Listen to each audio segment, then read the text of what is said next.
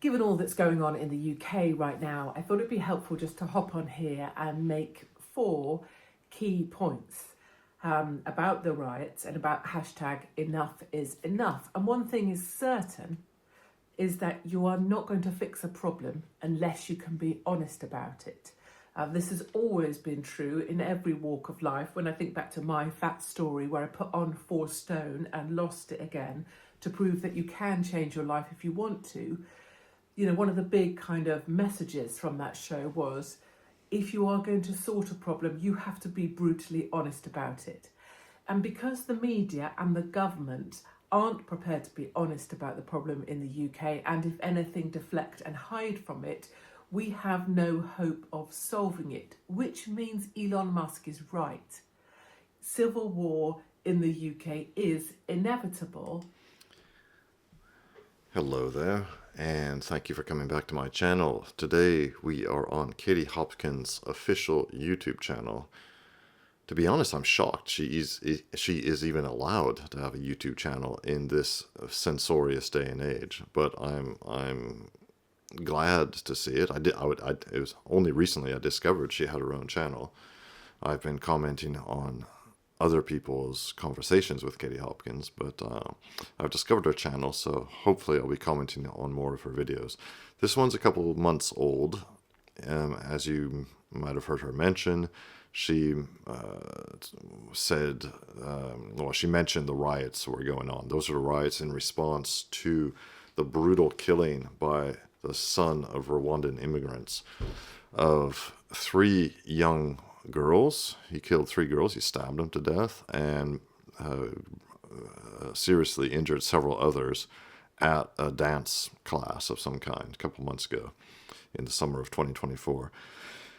And yeah, that sparked, in response, some violent riots in the UK, which were brutally repressed by the authorities and the government in the UK, with amazingly fast so-called justice being meted out to some of the rioters. Like, they arrested thousands of rioters, tried them all like in the space of a couple of days, and sentenced them a couple of days later. It was insane. Nowhere, never in the history of the UK has so-called justice been brought to bear so quickly, and certainly not against the normal run-of-the-mill criminals who have just so happen, a large proportion of whom just so happen to be immigrants or of immigrant background in the UK. But these people, when the native population rises up and says enough is enough, it's amazing. The machine, the matrix, as Andrew Tate would call it, swings into action and represses it brutally. It's like, makes me think of stories of the Roman Empire just coming into, some new land and just crushing them brutally and saying, we're in charge now. Something like that. Just look into it if you want to be shocked. So Katie Hopkins is going to talk about that. We have to be brutally honest about what is going on with mass migration and the mass demographic change in her country, the UK, as well as in Western Europe and in all Western countries. Let's see what she has to say. Because no one's willing to talk about the problem now, which means this is just the first in many cycles of what will keep happening in the UK until, the very worst happens. So without honesty about the actual problem, we're never going to fix it. One of the other tools that's used so often by the media is to try and get one person that they can blame, one name, one individual. And right now, of course, that's Stephen or Tommy. And to give a really kind of trite example that feels like nothing to do with riots on the streets. But when there was this band in the UK called Little Mix, one of the singers in the band, Jessie Nelson, I think, whatever, was doing a documentary about her depression and how hard it had been in the spotlight and how dreadful it was and how she was always the one that was picked on.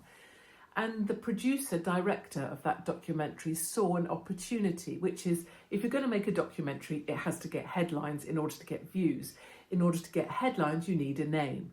So the documentary director used my name, Katie Hopkins. So at that point, the singer, Jessie Nelson, came out and said, well, the tweet that really pushed me over the edge, that tweet, the one tweet that nearly made me end my life, that was Katie Hopkins.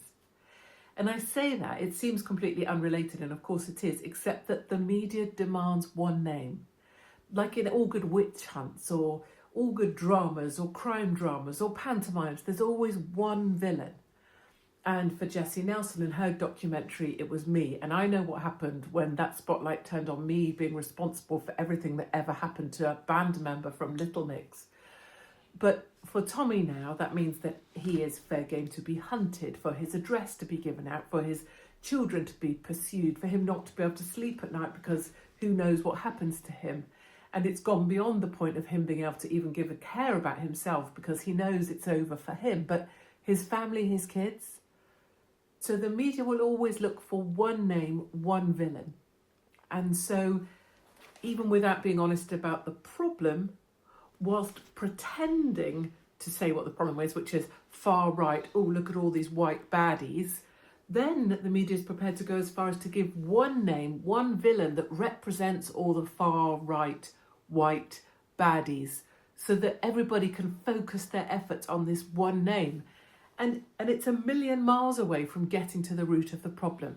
Okay, point 3, the root of the problem. It's very easy, I'm tempted to draw an unhelpful graph, but here are all the riots happening in the street, different groups fighting each other, pictures, camera close-up. So if someone sets fire to a car, if you're there and watching this, as I have done so many times, you watch all the cameras gather around the picture of the burning car. There could be no one else there, but the media want the pictures of the burning car because that will sell, because that will get clicks, because that's what their editor wants.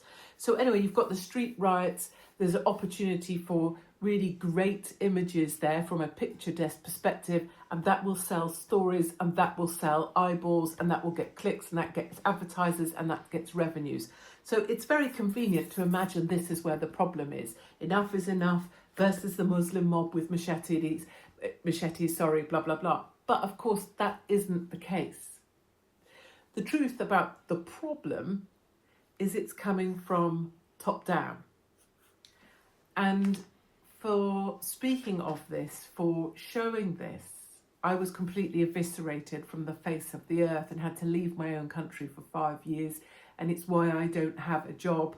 I don't own anything. I don't have anything. I couldn't have a bank account. I was removed from PayPal. I was banned from countries, banned from my own country. But anyway, the story is, of course, that it comes from here. It's heads of religions, all religions, that are pushing the movement of people. Heads of political groups, doesn't matter which one, Labour, Conservative, you name them, they're all here, Republican, Democrats, whatever. And heads of charities, or as they're called, NGOs, non-government organisations, they're all pushing the trade in human flesh. Katie is making perfect points here. She's absolutely right. It's all coming from top down. They create problems. They create pressure on us, on the ordinary people in our Western European countries, in our Western countries, by bringing in massive, through mass migration. I mean, they create other problems too, but we're talking about migration here, and not specifically immigration. Just immigration as a concept's not a problem. It's mass migration, mass immigration. Illegal, legal, it doesn't matter. Migration that changes the nature of the place to which people are migrating. They, for whatever reasons, we can talk about those reasons in a different video, but they are all encouraging it and making sure it happens, whether it's the churches, like she said, whether it's the government, whoever is in government, left, right, whoever, and the NGOs. And those NGOs can be things like in the United States, Catholic Charities, Lutheran Family Services, which sound like church organizations, but whatever it is they are, they have the same effect. There's the Hebrew Aid Society or something like that does this. There's loads of them. There's hundreds, thousands of these. In the Mediterranean, there's German NGOs, which operate ships that act as a ferry service, bringing in refugees who have set off on cheap rubber rafts from Libya, go out to sea 12 miles, and these big ships operated by well-funded follow the money, NGOs, pick them up and bring them to Italy, to Lampedusa, an island which has been overrun with migrants. And from there, they make their way up to the richer European countries. The whole thing is absolutely organized. There's no way you can say that it is not. So modern slavery, but the movement of human flesh remains the most profitable industry that there is, I would argue, on the planet. And so these groups, heads of religious organisations, all of them, heads of political organisations, all of them, and heads of charities and the do-gooders and the white helmets and Save the Children and are all behind the concerted movement of flesh. And the payback for these guys, so why? Why? Is power, money and power. Because from every pound of human flesh, I'm loath to draw scales here, but from every pound of human flesh,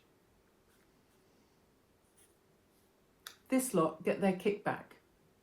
So they get their kickback from contracts for moving people, contracts for housing people, contracts for feeding people, contracts for placing people, contracts for building homes for people, contracts for the hotels, contracts for the money flows backwards into charities, into political organisations, and specifically money flows backwards to religious groups. And with money is power. So the problem on the streets here has very little to do with, in fact, whatever's actually going on here, although how horrific it is and how horrific the stabbing of children and the rest of it. But the problem sits here with the very upper echelon and the upper hierarchy of who controls stuff. I'm absolutely shocked that Katie Hopkins is still allowed to have a channel on YouTube. I 100% agree with what she's saying. I think the evil runs deeper, actually. I do think it's about money and power, absolutely. But at the end of the day, I think these people worship something more deeply evil. We can talk about that in another video. In the meantime, I think I'll leave it off there.